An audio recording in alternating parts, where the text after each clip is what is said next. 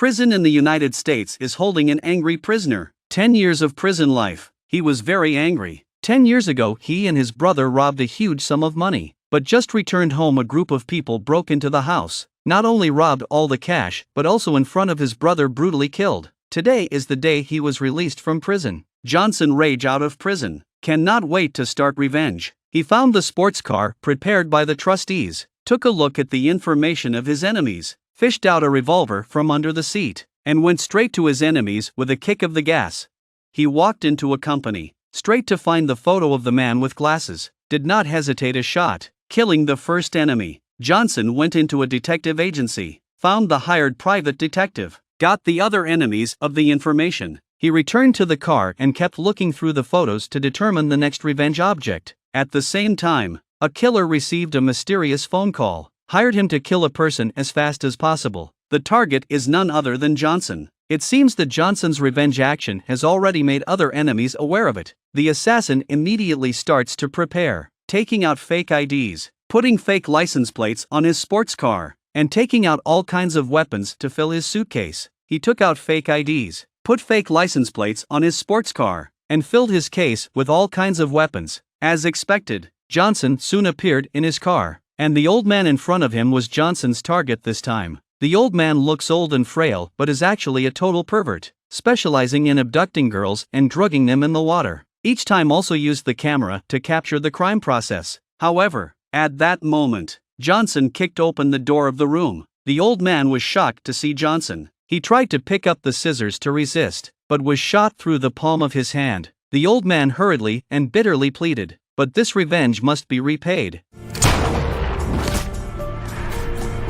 Just as Johnson was about to leave, the killer crept up behind him. Fortunately, a little girl happened to be out of the door and stood between the two, and the killer hesitated for a moment. Johnson saw the opportunity to push the girl back into the room and immediately drew his gun and fired. A large caliber revolver hit the killer without a fight. The killer would not have thought that this time the opponent would be so tough, and when he calmed down and rushed into the corridor, Johnson had already come downstairs and drove away in his sports car. The two consecutive shootings quickly attracted the attention of the police. By looking at the surveillance video, police found out the identity of Johnson. The original brother was killed that year. Johnson was also shot in the head. He had been declared dead, but he miraculously came back to life. The bullet pierced his skull and shot out of his cheek, allowing him to recover a life. The police deduced that the two shootings were just the beginning of revenge. That very night, Johnson went to a bar and set his sights on his next enemy. Jack was washing his hands after using the bathroom when a strong man suddenly appeared behind him. He was very angry when he saw his enemy in front of him. 10 years ago,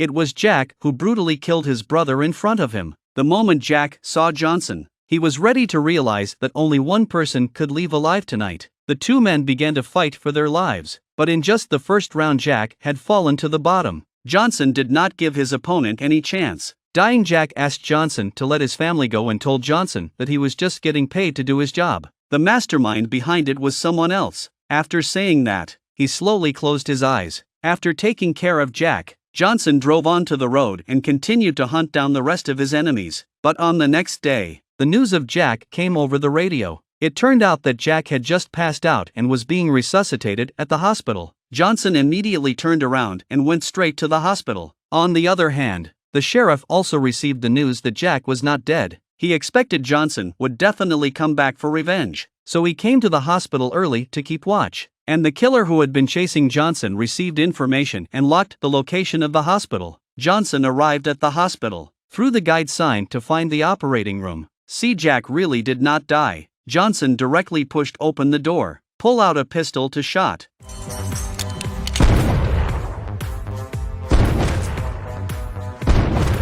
The sound of gunfire immediately alarmed the sheriff, and so he scrambled to the operating room. Johnson has disappeared without a trace. According to the nurse's guidance, the sheriff quietly chased all the way downstairs, saw Johnson, and then shot from behind to sneak in. Johnson quickly reacted to immediately draw a gun and continuous counterattack. The sheriff can only rush to hide behind the wall. Johnson shot to break the electrical box, let the sheriff lose vision while taking the opportunity to fill the pistol with bullets. At this point, the sheriff thought Johnson had escaped, so carefully up to check, but never thought that Johnson suddenly appeared in the dark. The gun has been aimed at the sheriff. He dropped his pistol and slowly fell to his knees. Johnson looked down and saw the badge on his waist and finally chose to let him off the hook. He started the car and quickly left, just seen by the killers from high up. The killers immediately drove to follow Johnson and they pulled away. The two men dodged on the highway and began a life and death chase. In order to completely lose the killer, Johnson decided to take the risk when the truck whizzed by.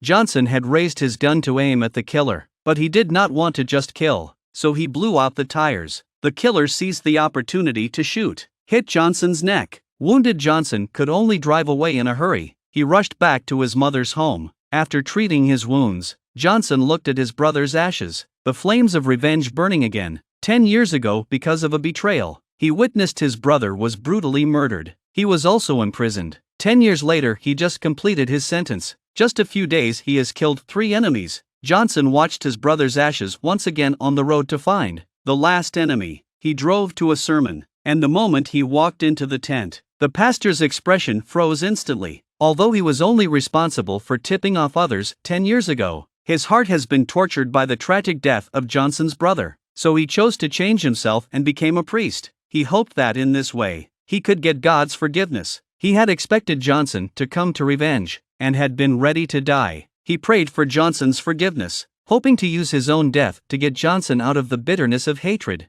Johnson pulled out a pistol and aimed at his head, but at the moment, Johnson finally chose to forgive. He let the pastor back to his family. He turned to leave, the pastor lying on the ground deeply relieved. This scene was all seen by the killer. The police also determined through their investigation that the pastor was Johnson's last target, and the sheriff immediately drove to the sermon. Johnson looked at the photo of himself and his brother, gradually relieved inside. The anger also dissipated. At this point, the killer appeared in front of him with a gun. Looking at Johnson's list of revenge, the killer mockingly told Johnson, "You still have a biggest enemy. The whole thing was planned by him, but also he hired me to kill you. You simply did not complete the revenge." Just when the killer was ready to strike, the sheriff arrived in time. Under the threat of the killer had to put down his weapon, but the next second,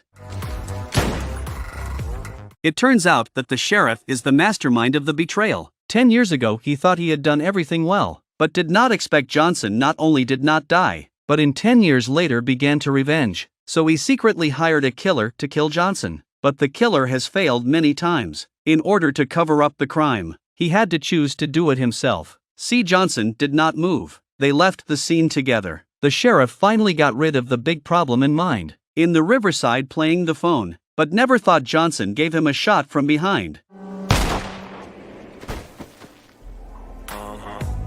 The sheriff looked at Johnson incredulously. The doctor put in a piece of high-strength metal in order to help Johnson fill the bullet hole in the shot 10 years ago. It seems that all this has its own arrangement. Johnson spilled his brother's ashes into the river. He finally completed the ultimate revenge. From the hatred of the release, he regained his life again on the road, opened the next chapter of life.